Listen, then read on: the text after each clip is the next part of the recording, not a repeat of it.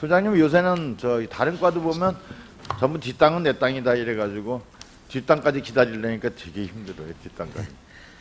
근데 조금 아까 그 이상준 부의장님이 그 옆에 계시는데 그 용어를 다르게 사용해가지고 하나 고쳐드리고 시작해야 될 것 같아요. 그 준설토 처리에 대해서 그 의원들 각자 생각이 틀리다고 말씀하시는데 틀리진 않고요. 다른 거죠. 생각들이 다 다르지요. 한번 웃었고요. 준설토 그 수의계약 문제가 아마 뜨거운 감자를 이렇게 좀 화두에 오른 것 같은데 저는 그렇습니다.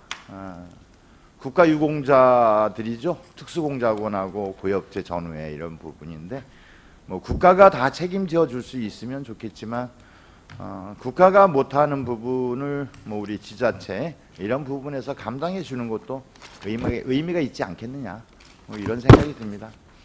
예전에는 그런 생각을 했어요. 관변 조직이고 그 다음에 보수 세력들이고 제 입장에서 볼 때 이런 부분이 자꾸 어떤 그 시 재정에 그 손해를 끼치는 이런 부분에 대해서 되게 이제 어쩌면 불쾌하고 거부감이 강했었는데 좀 더 생각해 보면 대한민국이 오늘이 있기까지 정말 고생 많이 하신 분들이고 어쩌면 청년 시기 또는 일생을 왜곡된 삶 속에서 살아올 수밖에 없었던 이런 사람들의 모습이기 때문에 가능한 부분이 된다고 하면 도와주어야 또는 지원해 주어야 마땅하지 않을까 좀 이렇게 생각하는 게 옳을 것 같습니다. 좀 이런 분들 보고 또 돌아가시는 분들 보고 지금도 고생하시는 분들 보면 마음이 많이 아파요. 그래서 도와줄 수 있는 방법을 찾을 수 있다면 도와줬으면 좋겠다는 생각이 들고요. 그리고 이제 준설토 문제는 좀 그렇게 했으면 좋겠습니다. 100억이 넘는 부분에 대해서 우리 그 여주시와 국가 간의 이익을 배분하게 되어 있잖아요. 근데 그 전 부분에서 이익이 발생하지 않는다고 하면 사실은 배분할 부분도 없는 거잖아요. 그래서 저는 그 감정가를 기초로 하고 그리고 우리가 준설토를 유지하기 위해서 투여된 비용, 공적 비용 이 부분을 가산해서 합리적인 가격을 좀 우리가 산출할 수 있지 않을까. 그래서 그 부분에서 우리가 이제 매각을 위해서 수의계약을 맺기 위해서 이해관계 당사자들의 동의를 구하면 가능하지 않을까 이런 생각이 듭니다. 그래서 집행기관에서 일방적으로 이렇게 산정했으니까 이렇게 가겠다라고 하면 오히려 나중에 책임도 또 묻게 되고 그것이 논란으로 발전할 수도 있고 또는 뭐 표를 먹고 사는 사람이니까 흔히 좋은 일도 틀어서 비난하는데 뭐 비난의 근거로 활용될 가능성이 높으니까 가능하면 투명하고 공론화시켜서 다수의 동의를 받을 수 있게 좀 이렇게 진행해 주기를 좀 부탁드리고 싶네요. 어때요, 소장님? 네, 좋으신 말씀입니다. 그렇게 가면 우리가 이번 행감에서도 제가 많이 강조하는데 사회적 합의가 됐든 협의가 됐든 다수가 공론화시켜서 그 의견을 모아 나가는 과정들이 많이 비어 있어요, 우리가 사실은. 그리고 또 대립과 갈등이 생기면 이걸 조정하는 능력도 많이 떨어지거든요. 근데 자꾸 그 문제가 발생할 거를 덮는 게 아니라 공론화시키고 열어내고 그래서 모든 사람이 그에 대해 관심을 갖고 의견을 모아서 가면 전혀 하자가 없다는 생각이 듭니다. 그래서 그렇게 추진해 주시길 부탁드리겠습니다. 네, 알겠습니다. 그리고 전제는 도와줄 수 있으면 도와준다는 전제 속에서 이렇게 출발해 주셨으면 좋겠고요. 그리고 그 한강 둔치의 관리의 문제를 전 늘 고민을 하는데 저는 남한강 관리 사업소장, 남한강 사업소장님한테도 자주 부탁을 드렸습니다. 방치가 아니라 정말 관리 좀 해줬으면 좋겠다. 4대강 사업하기 전에 그 국가 하천을 유지 관리하는데 비용이 보통 얼마 들었는지 아세요? 글쎄요, 그건 좀 자세히 모르겠습니다. 통계 따라서 다른데 몇백억에서부터 뭐 몇천억까지 이렇게 이야기가 되거든요. 3,650억을 얘기하는 거는 국가하천 관리업체에서 관리기관에서 얘기하는 거고 보통의 이제 하천 전문가들이 얘기할 때는 한 860억 뭐 이 정도가 그 국가하천 관리 비용이었었다. 근데 지금 4대강을 그 마무리하고 나서 4대강에 투여되는 비용이 얼마냐 이렇게 하면 얼마 정도 될 것 같아요? 소장님. 지금은 4대강을 마친 이후에 지금 그 유지 관리비가 얼마 정도 들어갈 것 같아요? 글쎄요, 그 860억보다는 많이 소요될 거고. 굉장히 많이 들어가요. 심지어 어떻게까지 얘기하면 1조 원까지 얘기를 해요. 유지관리비가. 근데 저는 국토부에서 제기된 게 6,100억인가를 제시했는데 그것도 일부 이거저거 다 떨쳐버리고 나서 그렇게 얘기하는 거니까 실제 이 전문가들이 얘기하는 1조 원 정도가 매년 그 국가하천에 투여되고 있다는 그 비극적인 현실. 이게 사실이거든요. 근데 우리가 4대강에서 4대강 공사를 마치고 나서 얻을 수 있는 게 별로 없지 않습니까? 이번에 가뭄을 보더라도 우리 4대강 3개 보를 막아놨는데 한강물을 끌어다가 우리가 농업용수를 사용할 수 있는 가능성도 굉장히 거의 없었고, 공사를 해놨는데 이거를 다시 농업용수를 사용하기 위해서는 몇천억 원이 또 투여되어져야 하는 거고, 뭐 지금 이 상태에 와 있다는 생각이 들어요. 그래서 전에는 그 이명박 정부 시절에 4대강에 대한 온갖 그 화려한 어구를 붙여가지고 4대강의 필요성을 그 제기하면서 밀어붙였는데, 그러다 보니까 그리고 나서 그 4대강 관리에 대해서 국가에서 의무적으로 해왔는데 아까 소장님 말씀하셨던 것처럼 이제 국가 부담이 된단 말이죠. 그렇게 되니까 지방자치단체한테 관리권 가져가라 이렇게 얘기하는. 그러니까 돈을 줄이고 있는 거란 말이죠. 지금은 몇십억에서 뭐 6억으로 이렇게 떨어졌다 그랬잖아요. 이제 조금 있으면 더 줄일 것 같아요. 그러면서 니들이 저 비용 부담해서 유지 관리해라 이렇게 될 거라고 전 보여져요. 분명히. 전 좋다고 생각이 들어요. 이미 만들어진 거 관리해야 되잖아요. 강은 별도로 하더라도 나는 그 둔치. 그럼 니네 돈 안 줄 거면 둔치 관리권 지자체에 넘겨라. 우리가 관리하겠다. 우리가 소유하겠다. 이렇게 가는 게 맞지 않겠어요? 전 그거를 정말 준비해서 싸움을 들어가야 될 것 같아. 남한강을 끼고 있는 지자체들이 전부 마음을 모아가지고 니네들 유지관리비를 안 줄 거면, 줄여나갈 거면 이 둔치에 대한 관리권을 지자체에 넘겨라. 우리가 하겠다. 이렇게 좀 싸워나가야 되지 않을까 하는데 어때요, 소장님? 그렇게 가야 되지 않을까요? 예, 좋으신 말씀입니다. 그래, 둔치 관리 방안, 먼저 이상준 부의장께서 말씀하신 그 방안에 이런 소유권 관계 이런 것도 종합적으로 검토를 하도록 하겠습니다. 그리고 이제 아쉬운 거는 그 양산물 제가 이제 몇 번 이렇게 가끔 가보면 지난번 남한강 사업소장한테도 소장님한테도 제기했던 문제인데 나무들이 안 크고 있고 나무들이 죽어 있단 말이죠. 왜 그런지 아시잖아요. 네. 양섬이라고 하는 부분은 모래흙이라서 나무가 착근하기가 굉장히 어려운 조건이란 말이죠. 그런데 우리가 허가를 받았든 그쪽에서 국토관리청에서 동의를 해줬던 나무를 식재했잖아요. 살아나게 해야 되지 않겠습니까? 어떻게 해야 살아날까요? 글쎄요, 뭐 지금 그쪽에 위원님께서도 아시다시피 모래 자갈 그 땅에다가 이제 심어놨기 때문에 계속 고사가 되고 있는데요. 그 보식을 하려면은 이제 천장 흙을 치환을 해가지고 새로 보식을 해야 될 수밖에 없습니다. 그래야지만 그렇지 않고는 뭐 또 보식을 해도 다시 또 고사가 되는 그런 입장이기 때문에 그런 방법을 지금 그래서 저희도 이제 이식 조금 보식하고 이런데 하다 보니까 또 치환을 하는데 꽤 많이 좀 비용이 들어가더라고요. 흙을 넓게 파가지고 흙으로 다 채운 다음에 또 나무를 식재를 해야 되니까, 그리고 또 지속적으로 관수도 해줘야 되고 그러다 보니까 좀 관리 비용이 생각보다 좀 많이 들어가는 부분도 있습니다. 그래서 저는 전체적으로 바꿔나가면 지금 소장님 말씀하신 것처럼 많은 비용이 들어간단 말이죠. 그래서 저는 요소요 그냥 그 크게 범위를 잡아서 느티나무가 성장할 수 있게, 그래서 그늘을 만들어 줄 수 있게, 시민들이 와서 휴식할 수 있는 공간, 벤치라도 놓을 수 있게 이런 몇 곳을 지정해 가지고 흙을 바꿔줘야 된다고 생각을 해요. 흙을 바꾸지 않으면 절대 살 수 없잖아요. 지력을 바꾸어서 세 군데가 됐든 5군데가 됐든 먼저 그 작업을 해놓고 그것이 성장하면서 나중에 또 여유가 되면 또 다른 부분을 그 나무를 이렇게 흙을 바꾸어서 식재하고, 이렇게 해서 저는 양섬을 정말 시민들의 휴양터로 만들었으면 어떨까 이런 생각을 늘 하게 되거든요. 그래서 그 계획을 지금 소장님 말씀하셨던 것처럼 이거 전체 나무를 병원을 바꿔서 식재하는데, 흙까지 바꿔서 식재하는데 이 정도의 비용이 든다 해서 많이 든다고 이렇게 좀 주저하지 마시고, 뭐 1개가 됐든 2개가 됐든 정말 그 시민들이 쉼터로 만들기 위한 차분한 계획을 수립해서 진행해야 되지 않을까 이런 생각을 합니다. 그렇지 않아요? 네, 좋으신 말씀입니다. 시범적으로라도 몇 군데 이렇게 해보도록 하겠습니다. 그러니까요. 시범적으로 한 3군데가 됐든 뭐 5군데가 됐든. 그리고 그 양섬이라는 데 가보면 거기 야구장을 또 하나 만들겠다고 하잖아요. 네. 굉장히 저는 야구장뿐만이 아니라 시민들이 그 고가도로인가요? 고가도로가 지나가는 그 미터가 이미 쉼터가 됐더라고요. 사람들이 굉장히 많이 오셔가지고 텐트도 치기도 하고 음식물 싸가지고 와가서 가족끼리 야유회 비슷하게 즐기기도 하고.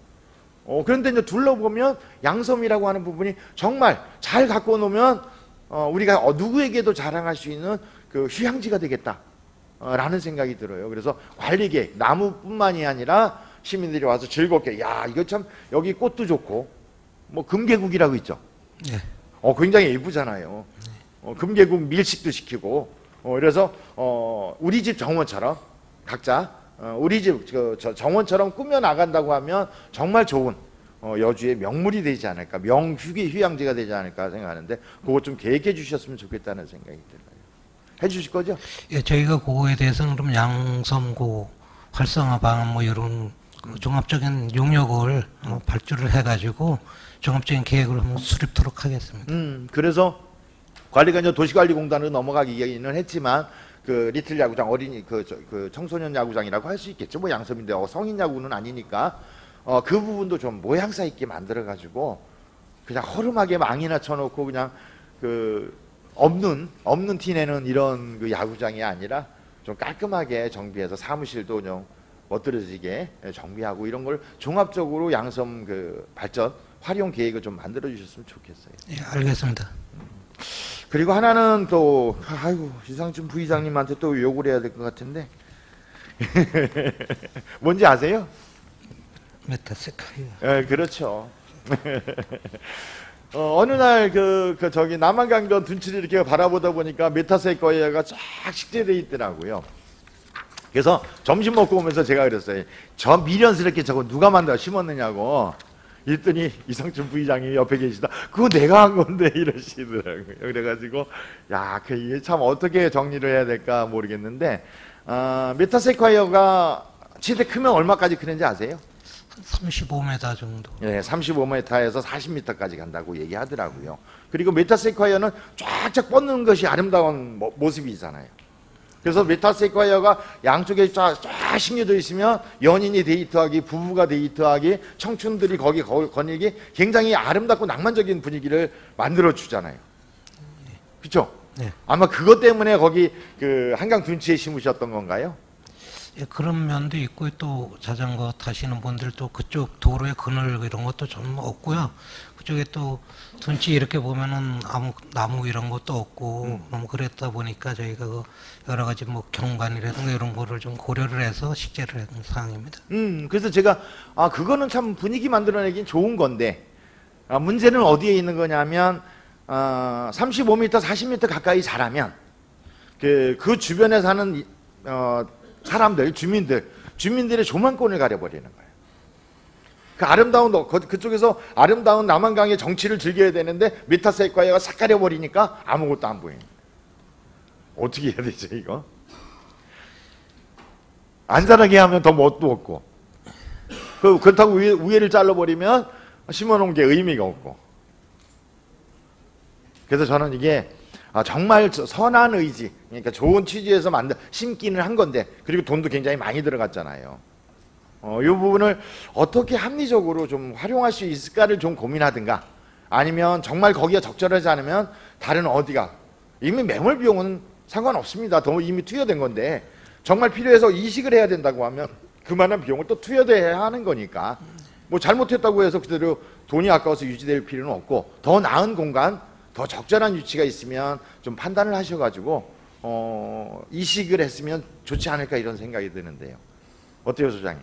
지금 식재해 놓은 거를 이식 네. 말씀하시는 그냥 판단을 해달라는 거죠. 뭐냐면 지금 상태에서 쭉 자라게 되면 나중에 예측 가능한 이런 문제가 있으니까 지금부터 정리를 해갈 건지, 그 후에는 어떻게 관리를 할 건지, 그리고 지금 제가 말씀드렸던 시민들이 조망권을 가리고 있는 문제는 어떻게 해결할 건지에 대안이 좀 만들어져야 될 거라는 생각이 들어요. 글쎄요, 저희도 그거를 이제 식재해 놓고 우선 한두 번 이렇게 전화를 하셨더라고요. 이제 그랬어요? 조만권 네. 얘기를 하시더라고요. 그래서 다른 분들은 뭐 또 그 조만권 그거 말씀하시고 심어놓고 그러니까 또 경관도 보기도 좋다 이렇게 또 말씀 주시는 맞아요. 분들도 계시고요. 그러다 보니까 이제 여러 가지 의견이 있는데 지금 현재 식재해 놓은 거를 다시 이식하기는 좀 어려움이 있지 않을까 그렇게 생각을 합니다. 그거를 그러면 저 이렇게 정리를 당분간 정리를 이렇게 가면 될 것 같아요. 뭐냐면 아직은 잘하지 않았으니까 우려 수준이기는 해요. 그리고 사실 저는 그런 생각을 합니다. 아파트에 사는 사람들, 고층 아파트에 사는 사람들이 남한강을 내려보고 매일 내려다보는 거 아니거든요, 사실은. 뭐 처음에는 야 여기 경치 좋다, 조망권이 참 좋다 해서 강물이 흘러가는 것도 보고 이래서 분위기가 좋을지 모르지만 하루 이틀 살다 보면 밖에 거의 안 내다봐요, 솔직히. 네? 그럼에도 불구하고 그것이 걸리게 되면 불만이 제기되니까 그러면 이걸 어떻게 공론화시켜서 사전에 불만들을 좀 잘 잠재울 수 있을까? 요거를 고민해 주시든가. 어쨌든 지금에 나타나는 문제는 제가 말씀드렸잖아요. 네. 예측 가능한 문제들인데 그러면 그거를 나무를 이식하지 않으면 어떻게 합리적으로 안을 만들어 갈까는 고민해야 되겠죠. 설득해 가든가 뭐 다른 방안을 만들든가. 그렇지 않겠습니까? 예, 고민해 보도록 하겠습니다. 뭐 그렇게 좀 준비해 주셨으면 좋겠습니다. 그래서 이제 뭐 우리 이상춘 부의장님이 조금 아까 이제 행정기구 개편에 대해서 남한강 사업소 이렇게 이제 분리해가지고 해체하는 거죠. 해체하고 하천과를 이렇게 해서 편입하고 이제 조직을 개편하는 거에 대해서 그 여러 가지 이유로 이제 반대를 하셨는데 저는 사실은 그렇습니다. 저도 반대를 했는데 사실은 반대도 주도했는데 한 측면은 남한강 사업소의 위상을 어떻게 그 점검할까 또는 그 하천과를 이전하는 걸 어떻게 그 판단할까라고 생각하기보다는 솔직히 이제 자치행정과에서 그 행정기구 개편 이거에 대해서 좀 더 세밀하게 검토하지 않았다. 그래가지고 여러 가지 부분에서 제기되고 있는 조직 개편을 이왕 할 거면 제기되고 있는 문제들에 대해서 세밀하게 검토하고 공론화시키고 그리고 그 문제를 제기하는 부서의 의견을 수렴해서 지금 일단 내년까지 가는 조직이 아니겠습니까? 일단은 그렇게 한다면 좀 더 효율적인 효과적인 개편을 추진했어야 되는데 그때 필요에 따라서 임기응변적으로 조직 개편하는 모습이 싫었거든요. 그래서 그냥 부결을 시켰는데 뭐 시장님이 다시 인사 개편하려면 인사를 하려면 조직 개편이 다시 올라오기는 올라올 건데 뭐 그때 뭐 하천과를 가든 그때는 좀 세밀하게 검토할 건데 좀 더 소장님도 그 개편에 대한 필요성 또는 적절성 이 부분을 필요하다면 설명하는 이런 기간을 좀 가졌으면 좋겠습니다. 자치행정국가 아니더라도. 네, 알겠습니다. 네, 이상입니다. 네, 과장님한테 그냥 부탁드리고 싶은 거는 이미지를 개선해야 한다. 또는 그 시설 도시관리공단의 업무 자체의 특성을 좀 명확히 다른 사람들이 이해할 수 있게 좀 할 필요가 있지 않느냐 이런 생각이 듭니다. 왜 그러냐면 도시관리공단에 오늘 의원님들도 몇 분 말씀하시는 데 보니까 적자라고 하는데 사실은 그 우리 행정기관에서 하는 사업은 적자 없거든요. 적자의 개념이 아닌 거죠. 그러니까 공익적 일을 하기 위해서 우리가 재정을 지원하는 사업들이지 이거 수지 타산에 의해서 이건 적자다 이건 흑자다 이렇게 평가하는 것 자체가 잘못된 거죠. 그러니까 적자의 개념으로 가려면 수익을 올리는 사업에 영리 사업을 목적으로 하는 사업을 가져가야 되는 거 아니겠습니까? 그렇지 않은가요? 그래서 저는 우리가 재정을 투입해가지고 얼마만큼 공익적 사업을 강화해서 시민들의 행복을 구현할 수 있는가라는 점에서 투입한 재정에 비해서 잘했느냐 못했느냐를 평가해야 하는 거지. 그러니까 많은 비용을 재정을 투입했음에도 불구하고 시민들의 행복을 구현하는데 뭐 효과적으로 기여하지 못했다. 그러면 그 문제점을 지적해야 하는 거지. 가령 지금 여기 이제 비율로 보자면 사업 비용은 18억이 들어갔는데 18억 9천만 원이 들어갔는데 그 수지율은 보면 57.7%다. 이렇게 하니까 이걸 적자다 이렇게 하면 사업적인 측면에서 보게 되는 거죠. 그래서 저는 이 도시관리공단이 적자의 개념이 아니라 정말로 공익적인 사업을 얼마나 효율적으로 수행하고 있느냐라는 측면에서 평가 기준이 바뀌어야 되지 않을까 좀 이렇게 생각하거든요. 그렇지 않은가요? 맞습니다. 그래서 그런 점에서 보자면 우리 시민들이 볼 때 이미지 개선 또는 일의 역할을 변화시켜줘야 한다고 말씀드리는 것은 뭐냐면 자꾸 수지 타산에서 흑자냐 적자냐, 수지율이 얼마냐 이렇게 가면 도시관리공단의 무용성으로 연결되지 않을까요? 그래서 부탁드리는 건데 공익적인 사업을 어떤 사업들을 주로 하고 있고 그것이 어떤 효과를 가져오고 있고 그리고 시민들에게 그것이 어떻게 평가되어지고 있나라는 측면에서 전반 내용을 좀 가져야 되지 않을까요? 정리된 내용으로. 지금 내용을 보자면 교통약자 이동지원센터 그 저수익으로 나와 있단 말이죠. 예, 3% 정도밖에. 그러면 상수도 검침은 검침해가지고 그 자료를 시청에다가 수도사업소에 예. 시청에다 주고 우리는 수익이 생기지 않는 거죠. 예, 하나도 없습니다. 예. 마찬가지로 하수도 검침도 마찬가지로 검침 사업 하는 거고 그 수익은 우리한테 오는 거 아니고 네. 공익적인 일을 우리는 대신하고 있는 거 아니에요. 네. 그래서 저는 가끔은 그런 생각을 해요. 그냥 저 자치단체장이든 누구든 뭐냐면 도시관리공단의 유용성을 좀 갖춰주기 위해서는 수익이 나는 부분에 사업도 그 위탁을 하고 그 다음에 공익적 측면에서 수익이 생기지 않는 부분도 위탁을 해서 그 일정하게 균형을 맞춰가지고 사람들이 저 적자네 뭐 이런 평가가 되어지지 않게 사회 균형을 조정할 필요가 있지 않을까 이런 생각이 드는데 그렇지 않을까요? 그래서 저는 그 이사장님들이 그런 부분을 좀 조정을 해서 요구를 해 주셔야 될 것 같아. 그러니까 매일 보면 우리는 시에서 관리하기 어려운 수익이 생기지 않는 또는 골칫덩어리 이런 부분을 위탁하고 있는 거 아닌가 이런 생각이 들거든요. 그렇지 않은가요? 이제 사실 아까도 이제 의원님도 말씀하셨지만 체육시설이나 이런 거는 사실 수익률이 완전 저조하죠. 이제 저희가 이제 수익률이 좀 있는 거는 아까도 말씀드렸지만 국민체육센터 같은 데는 그래도 저희가 82%까지 이렇게 수익률이 되니까 거기하고 그래도 주차장에서 그래도 조금씩 수익률이 좀 높고 있습니다. 그래서 그렇게 따지면 이제 수익률이 이제 높은 데는 그런 데가 좀 높고요. 캠핑장도 그래도 어느 정도 수익률이 좀 유지를 하고 있습니다. 그랬고 아까 말씀하신 대로 수익률이 진짜 제로인 데가 아까 말씀하신 대로 검침, 뭐 가로보안 등 또 교통약자 같은 거 아까도 말씀드렸지만 3% 정도 또 명상후 생가 같은 데가 한 20%도 안 되는 실정에 있습니다. 그러니까 그렇게 따지면 저희가 전체적으로는 그래도 저희가 50%는 넘고 있어요. 그러니까 네. 수지로 57.7% 네. 나오고 있는데 그러니까 제가 이 문제를 왜 제기하느냐 하면 얼마 전에 이영호 의원님도 그러셨던 것 같아. 그 국민체육센터 수영장이겠죠. 사용에 대한 요금이 과도하니까 좀 낮추자. 그 다음에 공설운동장에 대한 체육시설도 이것도 시민들이 사용하는데 부담하니까 좀 낮추자. 공익성 측면을 강화하고 있는 거잖아요. 예. 그러니까 공익성 측면을 강화하는데 그것을 운영하는 부분은 도시관리공단인데 그래놓고 나중에 이렇게 평가해보면 수익률, 수지율이 이렇게 낮으냐 이렇게 비판을 하고 있단 말이죠. 그러니까 이거를 왜 지적을 하냐면 지금 도시관리공단에서 일하시는 분들이 준공직자잖아요. 예. 공직이라고 보기도 어렵고 그리고 어쩌면 공직 부분하고도 일정한 차이라고 해야 되나 차별이라고 해야 되나 좀 존재하고 있고 그리고 이게 수익성이 나지 않는 사업을 하고 있다고 자꾸 비판하게 되면 전 도시관리공단에서 일하시는 직원분들이 자긍심이 사라질 것 같아. 내가 하는 일에 자긍심이 없는데 뭔 재미가 있겠습니까? 직장 다니는 게. 그래서 이것이 자꾸 반복되면 어떤 현상이 일어난다고 예측이 되냐면 이직률이 높아지겠죠. 지금 도시관리공단 이직률이 어떤가요? 높은가요?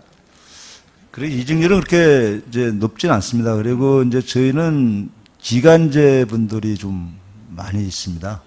기간제가 이제 2년 다니다가 이제 저희가 계약을 했기 때문에 일반직들은 이직률은 그렇게 많지는 않습니다. 그래서 말씀을 잘 해주셨는데 바로 그리로 연결시키려고 했는데 제가 이제는 시청에도 그렇고 되게 이제 이번에 문재인 대통령께서 당선되시면서 비정규직을 정규직화 시키려고 하는 물론 일괄적으로 한꺼번에 가지는 않겠죠. 이제 가려고 하는데 이제 우리 여주시청 같은 경우는 최소한 기간제 노동자들을 무기계약 노동자로 좀 변화시켜 달라고 이제 요청을 하고 있는 거고 그것이 갈 거라고 보여지는 거예요. 마찬가지로 그 도시관리공단도 기간제 계약직을 사실은 그 무기계약직으로 전환해서 직업의 안정성을 보장해줘야 마땅하다는 생각이거든요. 그리고 이제 그것이 국가와 지방자치단체의 중요한 과제로 갈 거라고 보여져요. 근데 이제 더 중요한 거는 여기서 정말 무기계약직으로 다 전환되면 이제 제가 제기할 생각인데 실제 그렇게 가야 되는 건데 정규직과 비정규직의 차이가 있잖아요. 근데 우리는 차이는 인정하는데 뭐냐면 그 차이로 인한 차별은 고려하고 있지 않은 것 같아요. 그러니까 정규직과 비정규직의 차이로 인해서 사람들 당연하게 차별적인 대우를 하고 있음에도 불구하고 그 문제를 제기하지 않고 있는 거죠. 이제는 우리는 한 단계 넘어서 어떻게 가야 되냐면 정규직과 비정규직의 차이는 있지만 그 차이가 차별로 연결되어서는 안 된다는 거죠. 그래서 이제 다음의 과제는 우리가 가야 할 부분은 정규직과 비정규직의 차별을 없애는 것. 좀 이렇게 가야 된다고 생각을 해요. 그래서 저는 부탁을 드리려고 하는 겁니다. 지금 보니까 계약직이 있고 기간제 있고 이렇게 되는데 그 다음에 그 부분이 무기계약직으로 있고 그런데 계약직과 기간제가 사실은 계절적으로 필요한 일이라고 해서 기간제를 둘 수는 있다고 보여져요. 그런데 정 그렇지 않다고 한다면 사실은 무기계약직으로 많이 전환해 줬으면 그래서 무기계약직으로 전환해서 그들에게 직업의 안정성을 보장해 주는 게 필요하지 않은가. 그래서 그 부분에 좀 중점을 둘 생각은 없으십니까?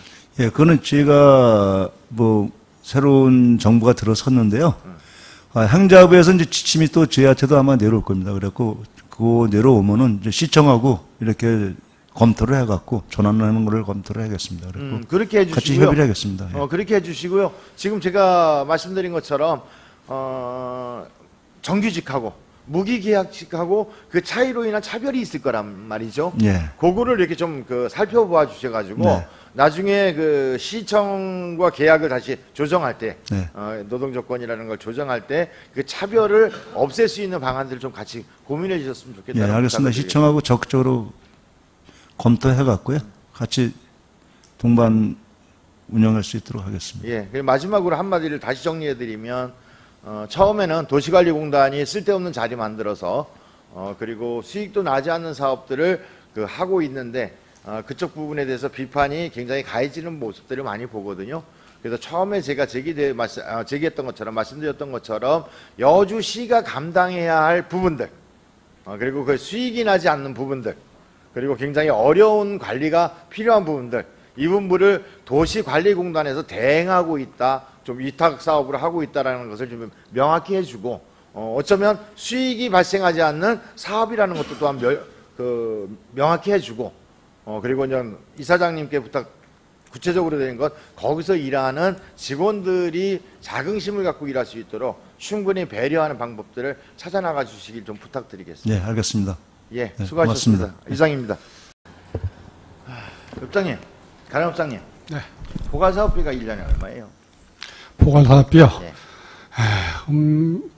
8억 한 5천 정도 되는 걸로 알고 있습니다. 그러면 업무 추진비는요?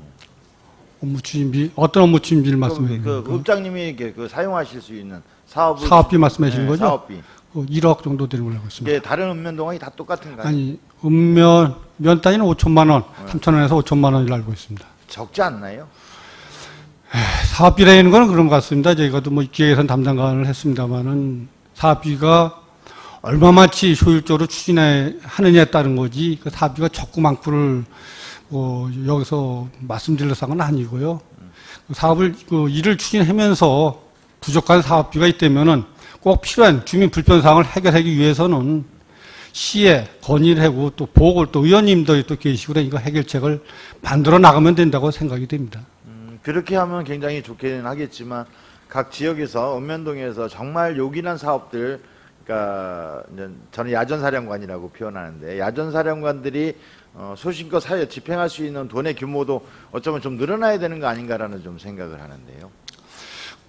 많이 주시면은 사업 추진하는데 수월하고 또 주민 불편을 해소하는데 그때 직결 바로 조치할 수 있기 때문에 좋겠습니다만은 주신 사업비 갖고서 또 일부는 재해 대비해서 남겨놨다가 또 활용할 수 있는 방법을 지금 활용하고 있습니다. 이제 한 가지 좀 부탁드리는 게 있는데, 그러니까 읍면동 사무소에 이렇게 가보면 신문이 아직도 그 5부 이상 많이 보는 데가 있고, 그리고 신문대금위원회 정리야 이렇게 보니까 줄어들지 않는 부분이 있는데, 그거는 예전에 합의했던 것만큼 좀 지켜주셨으면 하는 부탁을 드리고요. 네. 다 같이 이제 합의해가지고 진행하는 부분들이니까. 그리고 이제 가나무파고 그 다음에 흥천면하고 금사면, 삼북면, 이제 야전사령관님들 좀 생각 좀 듣고 싶은 게, 과거 노무현 정부 막 출범하면서 그 사회적 그 요구들이 그냥 급작스럽게 분출을 했단 말이죠. 그렇게 되니까 그 노무현 대통령이 각 그 분쟁 당사자들을 불러서 이야기하면서 이런 얘기를 했어요. 그러니까 사회적 그 갈등을 야기하는 요구들이 갑작스럽게 이렇게 분출이 되면 정말 이거를 조정하기도 힘들고 해결하기도 힘들다. 그런 측면에서 좀 자제해서 줬으면 좋겠다. 만약에 자제 안 해주면 정말 대통령직 해먹기도 힘들다는 생각이 든다. 이런 표현을 한 적이 있거든요. 근데 전 그게 앞뒤를 다 거두절미하고 뭐 노무현 대통령이 대통령직 해먹기 힘들다. 뭐 이렇게 표현했다고 온갖 비난을 쏟아냈던 게 당시의 언론들이었단 말이죠. 근데 저는 그 지금도 마찬가지 비슷한 지점에 있지 않나 이런 생각이 들거든요. 그러니까 권력의 힘에 의해서 사회적으로 사회를 억압하는 분위기가 지속되다가 이제 새롭게 변화된 정부 뭐 이렇게 해서 국민들이 요구하는 내용들을 자유스럽게 표출할 수 있는 상황이 만들어졌고 앞으로 더 확장될 가능성이 굉장히 높다고 생각하거든요. 근데 지금 보여지는 그 가남해 같은 경우는 일승 레미콘, 그리고 흥천하고 삼북하고 금사하고 겪었던 그 IC 나들목의 문제, 이런 문제를 제가 이렇게 지켜보면서 그 갈등을 완화시키거나 해소하거나 조정할 수 있는 부분들이 제가 볼 때는 야전사령관님들이라고 좀 생각을 했단 말이죠. 그런데 그게 그쪽에서 해결되어지지 않고 집단 시위의 형태로 집단적인 요구를 발현시키는 모습으로 전부 나타났단 말이죠. 이걸 어떻게 그 야전사령관님들이 정리하는 그 역할이 중요하지 않나 좀 이런 생각이 들거든요. 네, 그 매우 중요하다고 생각합니다. 그 우리 가나읍의 일승 관계만 해도 그 이제 행정 절차상에 이제 하자가 없다 해서 그 회사에서 한 그 행위에 대해서 제가 간단히 말씀을 드리면은 행정 절차가 이루어지기까지는 진짜 지역 주민들과에 가서 엎드려 큰절도 하고 모든 것을 다 해줄 것처럼 그럽니다. 그러면서 보이지 않는 약속도 하고, 근데 행정 절차가 이루어진 다음에는 내가 언제 그랬느냐는 그런 문제점도 일부는 있다고 생각이 되고요. 또 한 가지는 행정 절차 이루어지는 과정에서 주민들과의 그 충분한 그 협의와 대화가 있었다면은 이렇게까지 오지는 않았다고 생각합니다. 진입로 포기라든가 소음, 진동 예상되는 그 여러 가지 문제점을 내포하고 있습니다만은 주민들은 그것에 대해서 잘 몰랐거든요. 또한 회사에서는 그걸 또 숨기고 있었고, 그래서 지금 와서 그걸 합의점을 만들어 나가기 위해서 엄청난 노력을 하고 있고, 지난 주에도 그 시장님과 주민과의 그 대화를 하고 일승 대표 새벽 간담회를 또 가졌습니다. 그리고 또 오늘 4시에 시장님과 사랑방 대화를 양측을 모신 가운데 제가 또 참여를 하게 되겠습니다만 거기서 또 오늘 합의점을 찾기 위한 노력을 할 계획을 가지고 있습니다. 그래서 그걸 한순간을 행정 절차나 신뢰를 잃었을 때 해결하기까지는 너무 어려운 과정이 걸쳐야 되는 이런 문제점이 있다고 생각이 됩니다. 그 홍천 위원장님 그 생각 좀 한번, 그때 이제 나들목 문제 가지고 갈등이 일어났던 그때 느낌 좀 한번 들어보고 제가 또 질문을 계속할게요.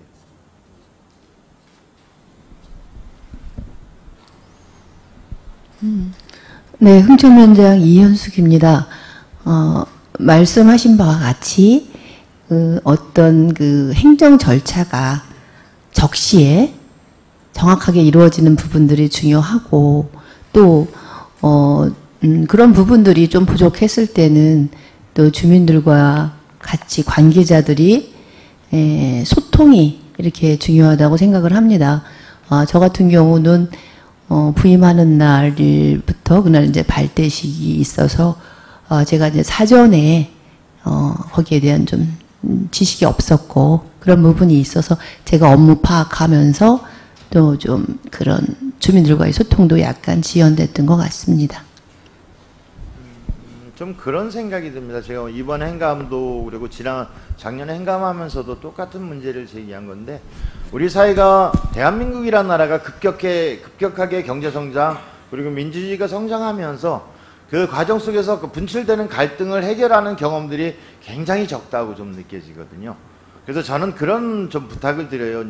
야전사령관님들이나 공직자들이 일을 처리할 때 좀 멍석을 깔아줘야 될 필요가 있지 않느냐.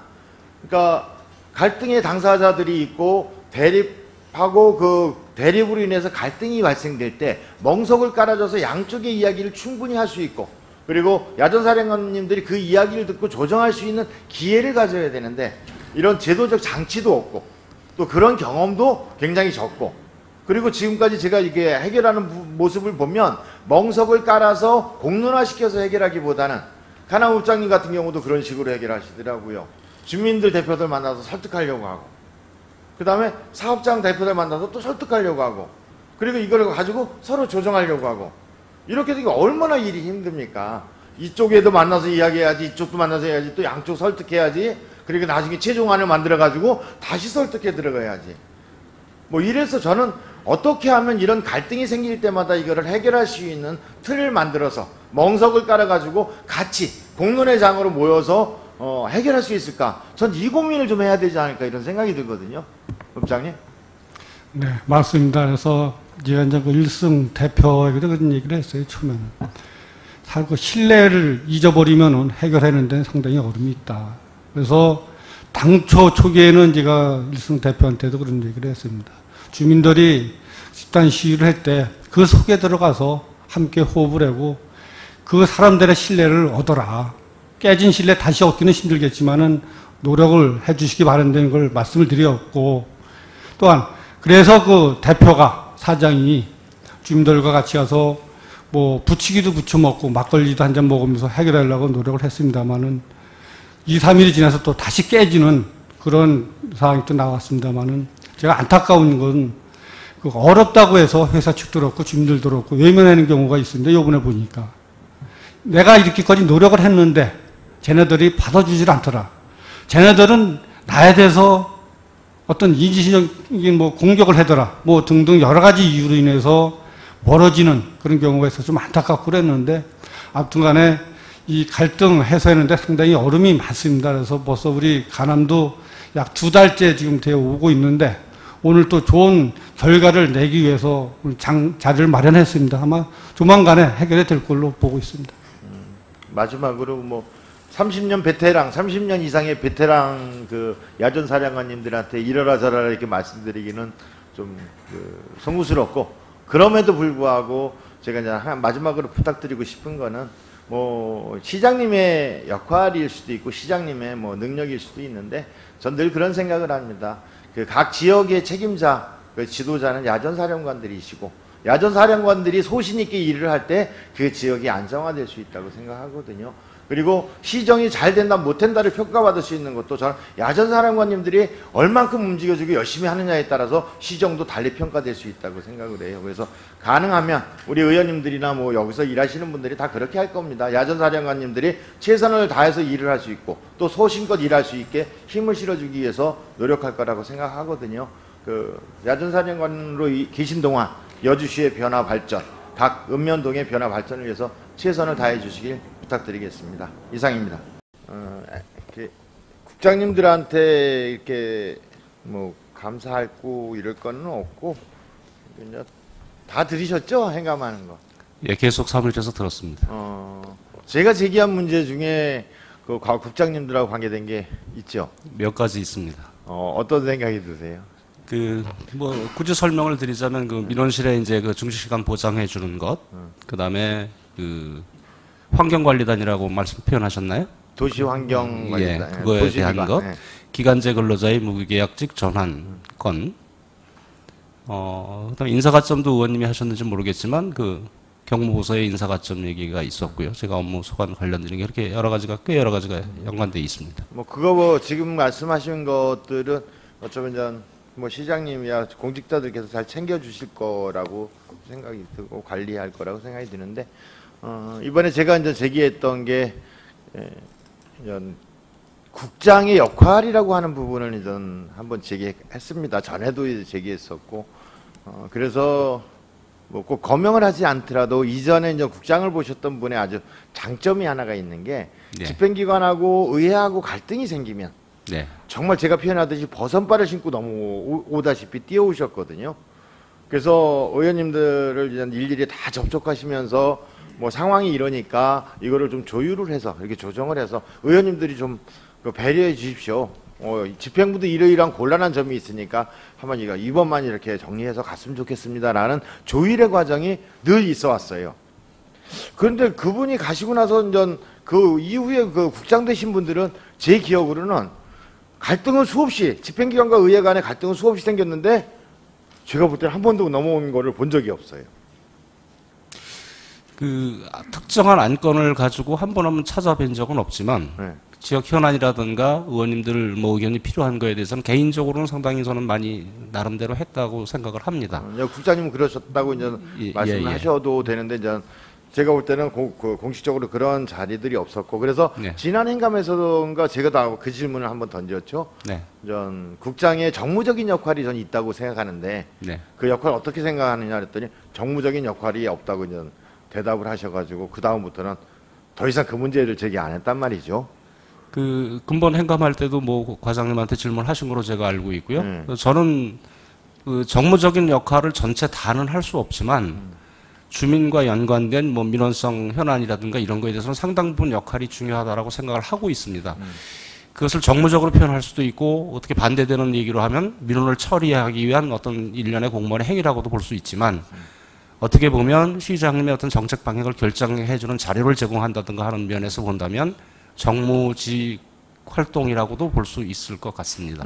제가 볼 때는 그 부분이 굉장히 중요하다고 생각하기 때문에 질문을 드렸던 거거든요. 예, 예. 정치 활동이라고 볼 수도 있겠지만 네. 이제 시정을 효과적으로 수행해내기 위해서 그 시정에서 목표로 삼았던 부분을 현실화시키기 위해서 정말 그냥 과장들은 자기 과에 해당되는 일을 하지만 국장이라고 하는 직위는 그런 역할을 충분히 수행해줘야 된다고 생각을 했고, 근데 네. 그거에 대해서 정무적인 역할이 의미가 없다. 뭐 자기 역할 아니라고 한다 이렇게 대답을 해버리니까 더 이상 할 얘기가 없더라고요. 그리고 그 이후에 나타나는 모습도 사실은 그런 역할에서 철저히 배제돼 있었고 그 뭐 평가를 어떻게 하실 판단을 어떻게 하실지 모르겠지만 그 제가 이제 국장으로 간 뒤에 상당히 많은 그런 부분들을 처리를 진행해 왔습니다. 한 13건 정도 뭐 지금 기록한 거에 의하면 그렇게 되는데요. 뭐 대표적인 게 이제 그 우리 직원들의 그 인사 고충부터 시작해서 그 뭐 관리자들한테 뭐 얘기 못하는 자기 나름대로 고충이 있는 거를 파악해서 한 10여 건 정도 정리를 해서 직원들 뭐 자리를 보직을 변경한다든가 하는 조치를 했고요. 그다음에 이제 그 사회적으로 이슈가 되는 우리 집 사건이라든가 그다음에 그 민원성 중에서 법과 법이 상충돼서 안 되는 부분이 있습니다. 그 뭐 대표적인 걸 말씀드리면 종중이 소유한 땅을 개간 허가를 내줘야 되느냐 말아야 되느냐 하는 문제. 농지법에는 종족은 농지를 소유할 수 없도록 되어 있거든요. 이제 그런 문제. 그래서 그런 것들을 제가 뭐 상급기관이라든가 관련 부서 과장, 팀장들하고 의논을 해서 합리적인 해법을 제시하곤 했습니다. 그래서 그것이 어떻게 본다면 그 다른 측면에서 본다면 상당히 정무적일 수 있거든요. 그 민원인하고 연결된 부분이 있기 때문에. 그렇게 판단을 하고 있습니다. 그렇게 해서 활동을 해주신 건 고마운 건데 가령 우리가 이제 직접적으로 부딪힌 문제를 보자면 가축분뇨 처리에 관한 조례가 어쨌든 우리 이번 행감에서도 뭐 뜨거운 감자처럼 작용을 했었고 근데 예. 그것의 처리 과정을 이렇게 보면 사실은 저는 그 조례에 대해서 설명을 들어본 적이 한 번도 없어요. 근데 조례는 어쨌든 올라와서 심의를 봤어야 됐고 그러면 저는 그 문제를 제기하는 거예요. 그것이 그렇게 뜨거운 감자로서 그 이해관계에 의해서 대립되는 모습을 예상했다고 한다면 그러한 역할을 누군가는 충분히 조정하고 설득하고 이해시키고 이래서 자연스럽게 갈 수 있는 분위기를 만들 수도 있지 않았는가라는 생각을 한다는 거죠. 그거는 뭐 저도 공감을 하고 있고 일단 다양한 계층의 의견이 수렴되지 않은 점을 좀 지적하고 싶고요.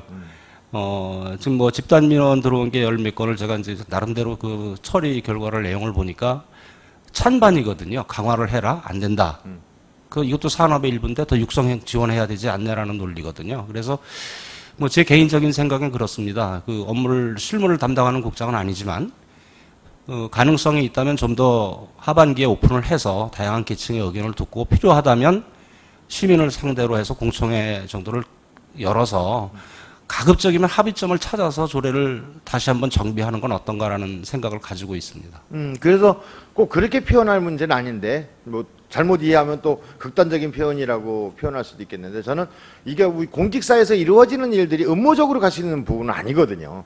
예, 굉장히 음모적이라는 부분은 굉장히 비밀스럽게 소수의 이해를 관철시키기 위해서 정말 아무도 모르게 스리슬쩍 갔다가 힘으로 밀어붙이는 예. 이런 형태의 일들은 아주 구식이고 과거의 방식이고 근데 어쨌든 문제는 공론화될 수밖에 없는 거고 그렇다고 하면 제가 자주 말씀드린 것처럼 멍석을 깔아놓고 그 위에서 다 공론화시켜서 그 문제에 대해서 다양한 이해관계를 가진 집단들이 모여서 정치라고 하는 건 뭐겠습니까? 협의거래를 통해서 다 일정한 수준에서 타협 아니겠습니까? 그렇게 해서 타협의 과정을 통해서 일정한 결과를 도출시켜낼 수 있다고 하면 굉장히 바람직한 모습이고 그런 과정이 빠짐으로 인해서 사소한 대립, 사소한 갈등 이것만 거치고 가도 될 거를 극단적인 모습의 어떤 죽고 살기식의 어떤 그 갈등 이런 부분을 야기시키는 모습도 우리는 종종 보게 되잖아요. 예, 그렇게 생각을 합니다. 그리고 이제 처음에 제가 정확한 정보는 아니지만 처음에 이 축산조례를 손댄 게 결국은 외지 축산인들이 여주시에 전입 오는 것을 좀 억제하자는 취지에서 만든 걸로 기억을 하고 있습니다. 발의를 할 때. 그 뒤에 지난해인가요? 그 처리의 음식물 처리장에 그 축사 들어오는 것 때문에 집단 행동한 게 이제 주요 발단의 원인이 된 것으로 알고 있고 그만큼 주민들도 이제 주변 생활 환경에 대한 청정한 환경에서 살고 싶어하는 욕구가 커졌다고 볼 수 있거든요. 그럼 그 두 개를 하나의 산업적 측면하고 주민들의 삶의 질 향상이라는 부분하고 어떻게 접근을 해나갈 거에 대한 고민을 근본적으로 좀 했어야 되지 않나라는 그런 생각을 가지고 있습니다. 그래요. 이제 제가 정리하자면 국장님 그런 것 같아요. 가끔 이상춘 부의장님이 화가 나가지고 그 의정 대화의 날 집행기관에서 자료 제출하는 거를 뭐 쓰레기만 갖다 준다고 그냥 화를 내시기도 하는데 저는 서로의 이해관계를 조정해보고 그리고 서로의 머리를 맞대고 지혜를 모아내서 좋은 결론을 가져오려는 노력들이 사실 많이 비어있는 지점들을 발견하게 되거든요. 그래서 이제는 우리 의회도 변하고 의원들 각자도 변하고 집행기관에서도 의회에 대한 신뢰를 좀 만들어내서 그 비밀스러운 부분이 많아지면 많아질수록 왜곡된 결과를 초래할 수밖에 없다는 전제 속에서 서로와 정보도 공유하고 일도 같이 만들어 나가는 뭐 어떤 동반자, 반려자, 동지 이런 개념으로서 어차피 여주시정을 같이 만들어갈 동반자들 아니겠습니까? 그런 측면에서 좀 그 의회도 신뢰하면서 또 의원에 대한 그 배려도 하면서 그래서 적극 행정을 같이 만들어가는 게 좋지 않겠는가?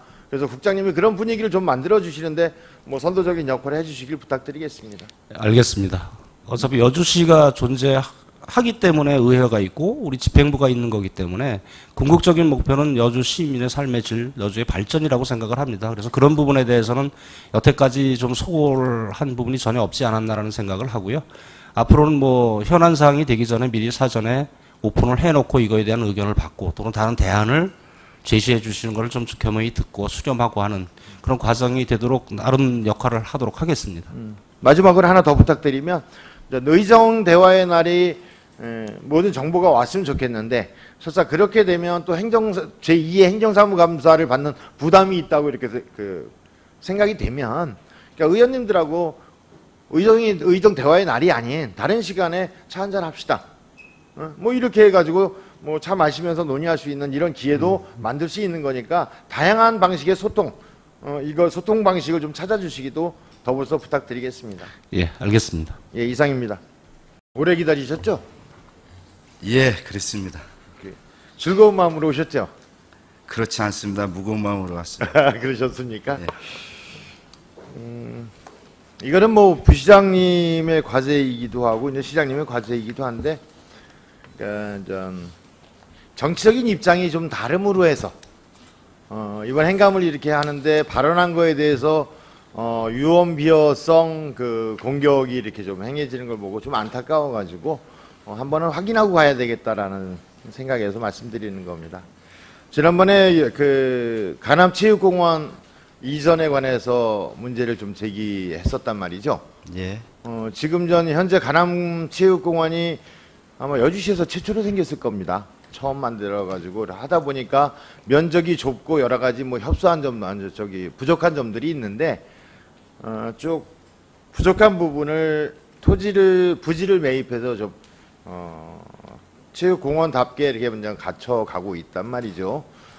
그런데 그럼에도 불구하고 1년에 한 번 행하는 은민체육대 이럴 때 보면 각 마을별로 쭉 텐트를 둘러 칠 수 있는 여건도 안 되고, 그리고 예전에 만들다 보니까 이 단상, 옛날에 보통 본부석이라고 하는 예. 부분이 운동장보다 높고, 그래서 이제 여러 가지 요구들이 그거를 뒤로 밀리고, 그 다음에 그 천막도 칠 수 있는 이러한 조건을 좀 확보해 줘야 되지 않겠느냐라는 전 요구들이 제기된단 말이죠. 예. 그리고 테니스 면도 1.5코트 이렇게 돼가지고 좀 부족하고, 근데 그 부지가 없으니까 늘리고 싶어도 못 늘리고 이런 한계가 있는데, 작년이겠죠. 은민체육대회 때 정병국 의원이 와가지고 그런 요구들에 대해서 뭐라고 표현을 했다고 사람들한테 저도 전해드렸는데, 다음에 은민체육대회 때는 그 새로운 체육공원에서 그 은민체육대회를 하자, 이렇게 이제는 그 말씀을 하셨던 것 같아요. 그러다 보니까 불만들이 이제 제기되는 거야. 왜 여주시에서는 그 계획을 제출하지 않느냐? 이전 어떻게 되는 거냐? 그래서 저는 화가 나서 얘기하는 거죠. 국회의원이 그 정도로 공약을 할 거면 국비를 갖다 주든가, 예? 국비를 못 갖다 줄 거면 약속을 하지 말든가.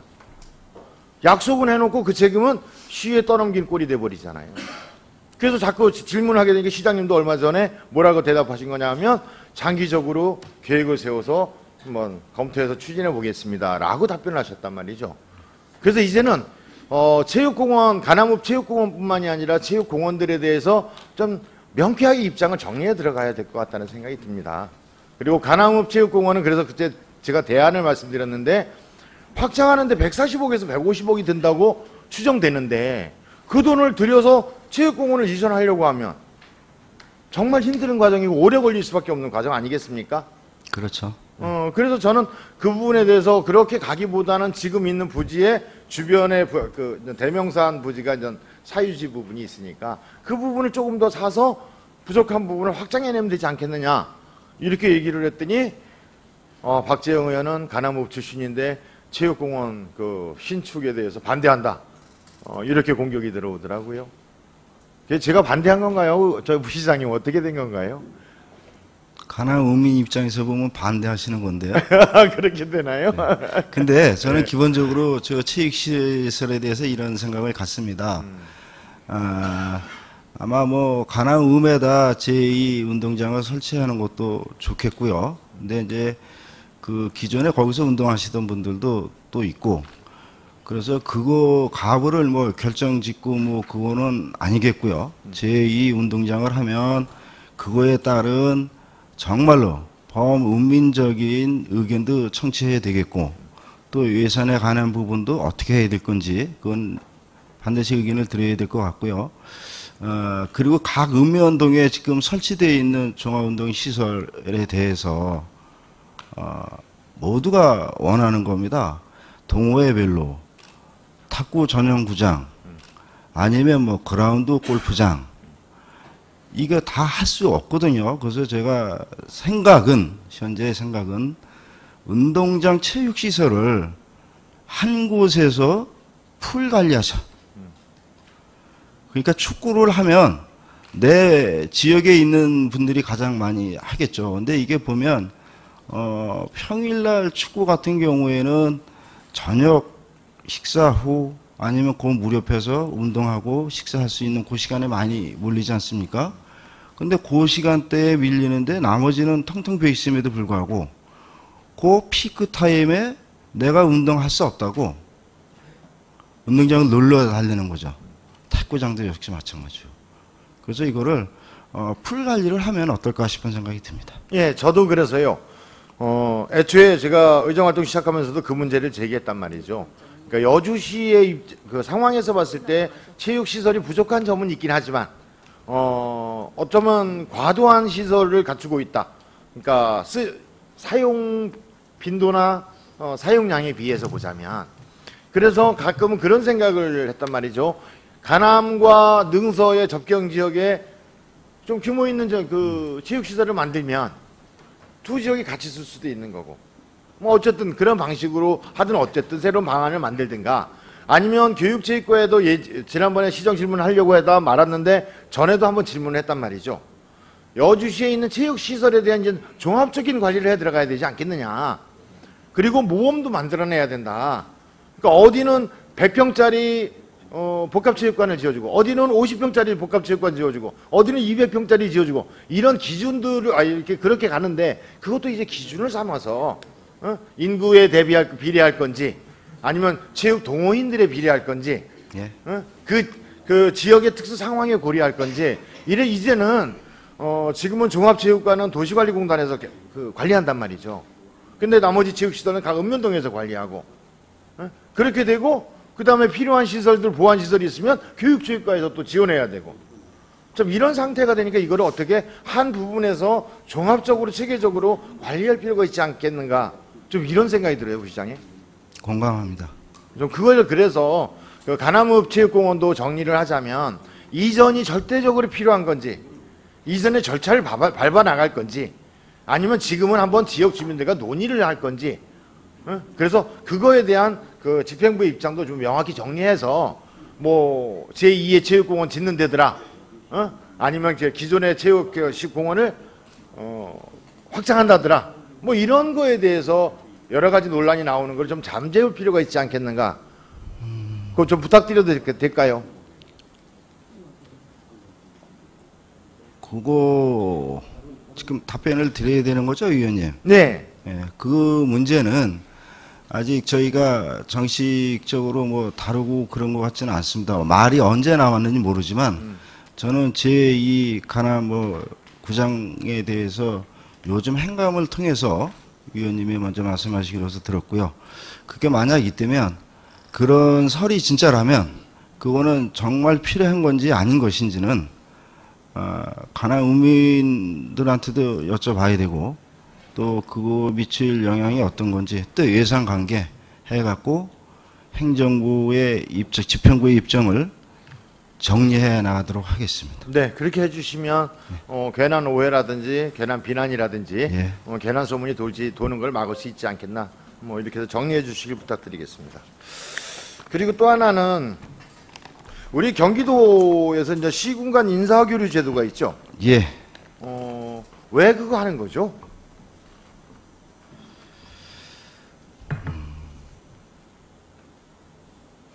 위원님 질문 주실 거 계속 하시죠.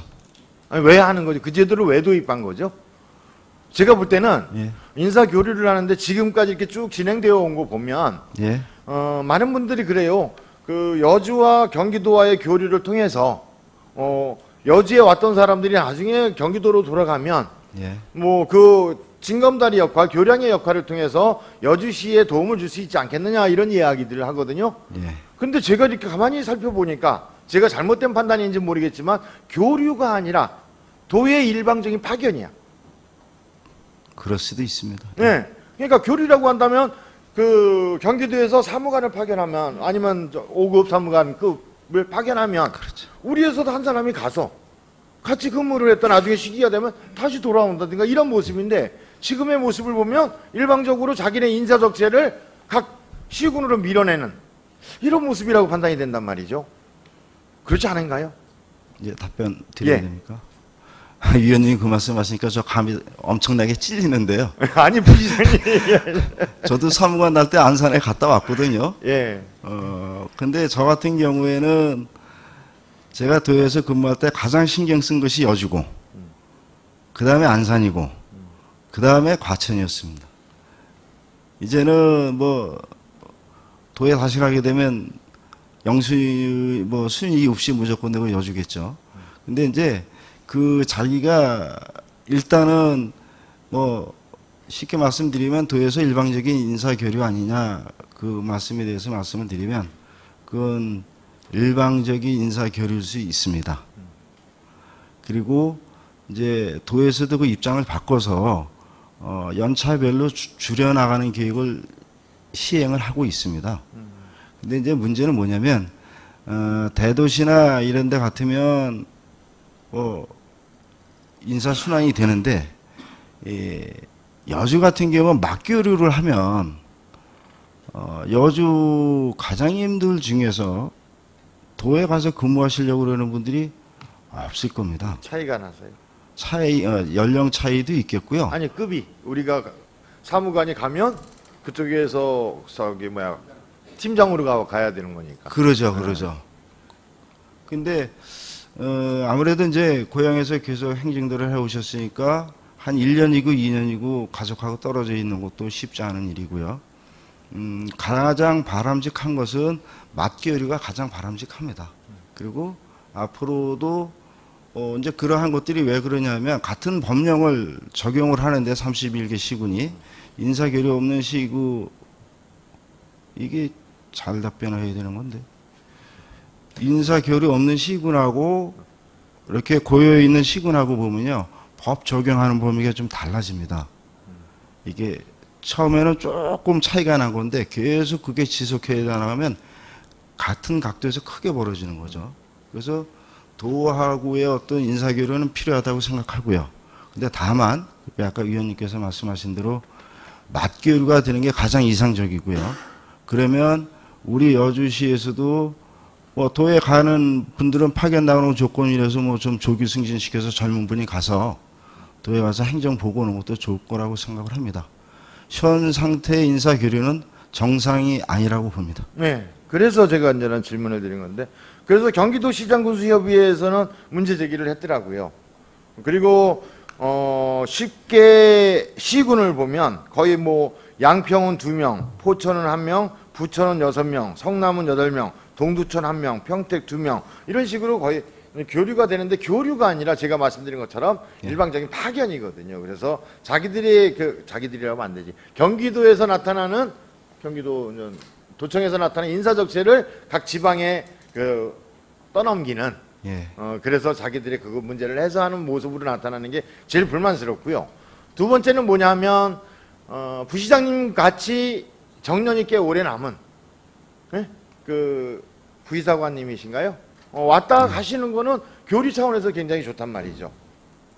왔다 가면 나중에 다시 도로 가시든 걸로 가시면 나중에 여주를 위해서 우리가 필요한 만큼 지원을 받을 수도 있고 또 요청도 할 수 있고. 그런데 어떤 때가 제일 억울하냐 하면 퇴직을 1년 남겨두고 와가지고 여기서 명퇴를 하신단 말이죠. 그래서 명퇴 비용을 해서 물어봤어요. 어디가 부담하는 겁니까? 했더니 여주시가 부담한대. 이런 거 보면 제일 억울하단 말이죠. 그래서 이제 그런 문제도 이렇게 살펴보니까 이제는 이게 적폐라고 표현하기는 좀 그렇지만 네. 좋은 의미에서 교류라고 했는데 지금으로 보자면 뒤집어서 얘기하자면 여주시에서 사무관으로 승진할 수 있는 직원들 이 부분을 또 인사 적체를 시키는 거꾸로 이러한 모순을 만들어내고 있는 부분이기 때문에 좀 달리 해결 방법을 찾아야 되지 않을까 좀 이런 생각이 듭니다. 뭐 그렇게 노력해 주실 수 있냐고 질문을 드리면 검토하겠습니다라고 하시겠죠, 뭐. 예. 그리고 저만의 요구인지는 모르겠습니다. 뭐냐면 굉장히 이전서부터 답답했는데 옆에 행감 자료가 있죠. 책 자료 엮인 거. 여주시 의회 의원들이 꼭 책을 봐야 되는 정도의 수준인지 아닌지는 모르겠는데 의정 대화의 자료도 전 그렇게 요청을 했거든요. 메일로 보내달라. 예. 우리 노트북 있고 다 있는데 사실은 메일을 활용하고 아침마다 열어보면 되는데 의무적으로 의원님들한테 정말 필요하다고 하면 10분, 20분만 설명해 드리면 다 할 수 있단 말이죠. 노트북을 쓸 수 있단 말이죠. 그리고 노트북이 이미 다 공급되고 있고. 근데 늘 보면 이렇게 종이로다가 이 자료들을 계속 전해져 온단 말이죠. 보고서 다 버리잖아요. 그렇죠. 낭비고. 그래서 제가 알아봤더니 행감 자료도 메일로 보내주는 데가 여러 개 시군이 있더라고요. 그래서 우리도 앞으로 행정사무감사 자료를 메일로 보내서 의원들이 메일로 볼 수 있게, 그리고 저거를 또 책을 만들어서 그걸 하기 얼마나 많습니까? 그래서 그분은 어떻게 그 내년서부터는 내년에 제가 시의원이 될지 안 될지 모르지만 어떻게 시정을 좀 해야 되지 않을까요? 박재영 의원님께서 우리 민원실 공무원들 점심시간 확보해 주자라는 말씀과 지금 행정감사 자료 메일로 주고받자 하시는 말씀에 대해서 상당히 감사를 드립니다. 그리고 민원 담당 공무원들을 점심시간을 지켜주자라는 말씀은 단순한 공무원이기 전에 여주 시민이셔서 봐주신 거고, 그리고 근로자로서 봐주신 것 같아서 정말 감사드립니다. 그리고 지금 말씀하신 행정감사, 사무감사 자료도 메일로 전달해서 주고받았으면 좋겠다라고 말씀 주신 거에 대해서 상당히 감사의 말씀을 또 드립니다. 근데 사무감사 자료는 사실은 메일로 보셔서 더 편한 분이 있고, 또 책으로 보셔서 편한 분이 있습니다. 저는 뭐 저기에서는 이제 아직은 활자가 더 편한 면이 많습니다. 여주시 의회를 60세 이상 고령자를 오시지 말라 그래야 되나 어떻게 해야 되나? 그래서 위원님들께서 합의해 주신다면 네. 뭐 좋은 방법으로 하도록 하겠습니다. 제가 사실은 공무원한테 점수 따고 싶어서 그런 건 아니고 네 번의 행정사무감사를 하면서 행정사무감사 자료를 다 한 건도 요청해 본 적이 없습니다. 아마 여주시 의회에 생긴 일로 기록이겠죠. 그런데 저 자료 이만큼 갖고 있어요. 올해 거만. 네? 이건 뭐냐 하면 전 행감 자료 보면서 쓸데없는 자료 굉장히 많이 있는 거 제가 확인하거든요. 자료 신청해 놓고 보지 않는 자료들도 있고, 정말 우리는 행정사무감사가 일상적인 시기에 이루어져야 할 부분 아닌가. 그냥 그때그때 필요할 때 자료 요청해서 이렇게 보면 되는 거지. 그걸 꼭 행감 자료라고 해서 저렇게 묶어가지고 며칠 남지도 않은 행감 시기에 공무원들이 그냥 만사 제쳐놓고 자료 만들기에 급급하고, 저 이런 모습 보면 굉장히 답답하거든요.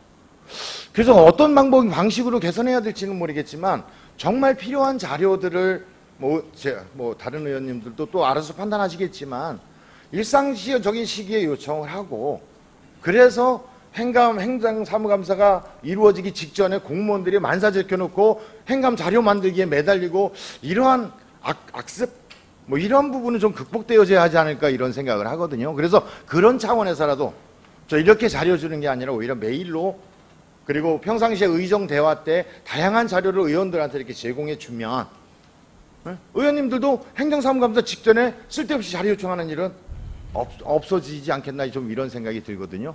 그래서 아까도 제가 이제 말씀을 드렸는데, 국장님한테 말씀드렸나 그랬는데, 평소에 의정 대화의 날에 그래 우리 이상춘 의원님이 부의장님이 맨날 화내듯이 쓰레기 자료 주지 말고 정말 의원들에게 필요한 자료들을 그때그때 제공해 주면 행정사무감사 때 특별하게 자료를 요청하지 않아도 되지 않겠느냐, 좀 이런 생각이 드는데 어떻게 생각하세요?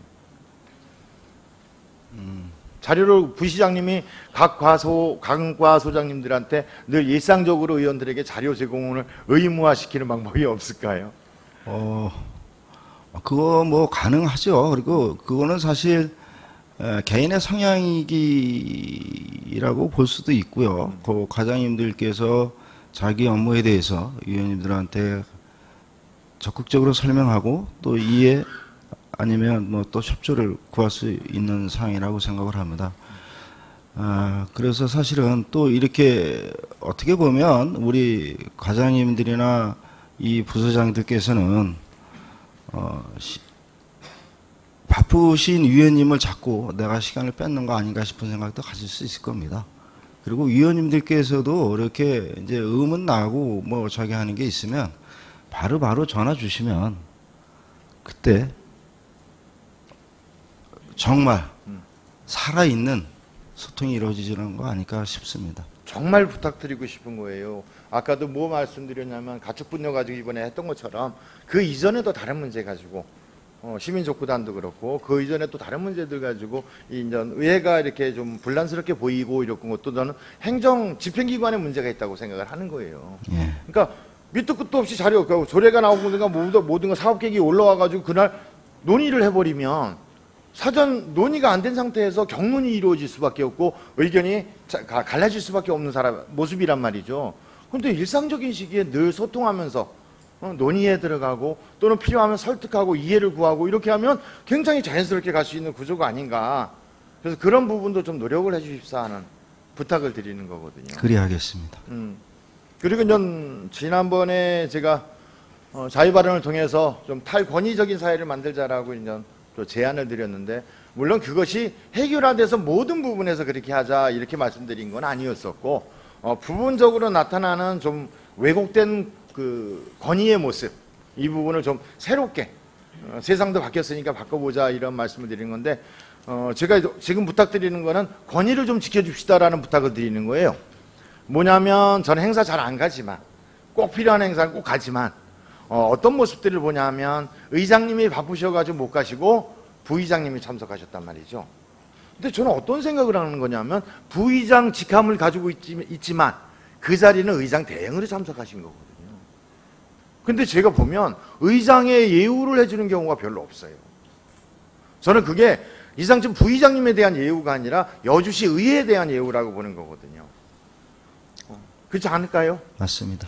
그래서 그리고 또 다른 의원 아무도 안 오고 단 누가 박재영이가 갔든 이영옥이가 갔든 그 자리에 의원이 한 명이 참석했으면 그냥 일개 개인의 의원이 아니라 저는 의회를 대표하는 사람으로서 참석한 거다. 그래서 의장으로서의 예우를 해주는 게 마땅하다는 생각을 하거든요. 그게 의회에 대한 권위를 지켜주는, 예우를 해주는 모습 아닐까 이렇게 생각하는데요. 아닐까요, 부시장님? 뭘 오래 고민을 하십니까? 그거는 고민해 보겠습니다. 그래서요, 예. 저는 의원 한 사람에 대한 예우가 아니라 그럼요. 여시 의회라는 기관에 대한 예우를 해서 그런 부분을 우리가 좀 정례화시켜야 되지 않겠는가. 맞습니다. 이렇게 좀 부탁을 드리는 거니까 하고요. 마지막 하나만 더 간단히 하겠습니다. 제가 이제 조만간에 족구를 포기할 건데 하도 예. 욕을 먹어가지고.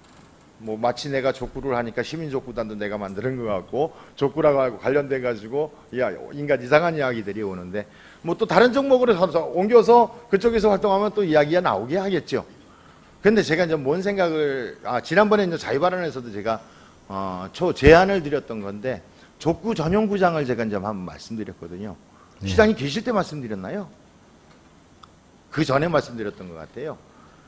왜 족구 전용구장을 자꾸 생각하게 되냐 하면 여주에서 이제 여주시 족구협회가 예. 주말 리그를 하라는 형태로 해서 이제 대회를 하기도 해요. 그리고 그 오국나루배라고 해가지고 전국대회도 개최하기도 하고, 그리고 또 경기도 차원에서 보자면 경기도 공무원 족구연합회장배 족구대회도 있고, 그 다음에 경기도지사배 족구대회도 있고. 근데 큰 대회를 가보면 전용구장이 없어요. 네. 다리 밑에 있는 족구장에서 몇 개 있는 데서 대회를 개최하든가, 또는 운동장에서 그것도 큰 운동장이 아닌 작은 운동장 빌려가지고 족구 대회를 유치하든가 이런 모습이란 말이죠. 그러면 경기도에서 제가 볼 때는 족구 전용구장을 만들어 놓으면 제가 볼 때는 인근에 규모 있는 대회를 다 유치할 수 있다고 보여지고, 예. 그래서 이것이 지역의 경제를 살리는데 굉장히 기여할 수 있겠다. 그리고 여주시 족구협회가 의도적으로 1박 2일에 하는 도지사배처럼 이런 족구대회를 개최하면 이쪽에 경제 유발 효과는 굉장히 크지 않겠느냐. 자, 이런 측면에서 한번 족구 전용 족구장을 만들어서 한번 경제적인 발전을 한번 시도해보자라는 제안을 드렸는데 깊이 있게 검토 안 하시는 것 같아가지고 한 번 더 검토해 주십사라는 부탁을 드리고 싶습니다. 예, 알겠습니다. 꼭 좀 해주셨으면 좋겠습니다. 예, 검토하겠습니다. 예, 이상입니다.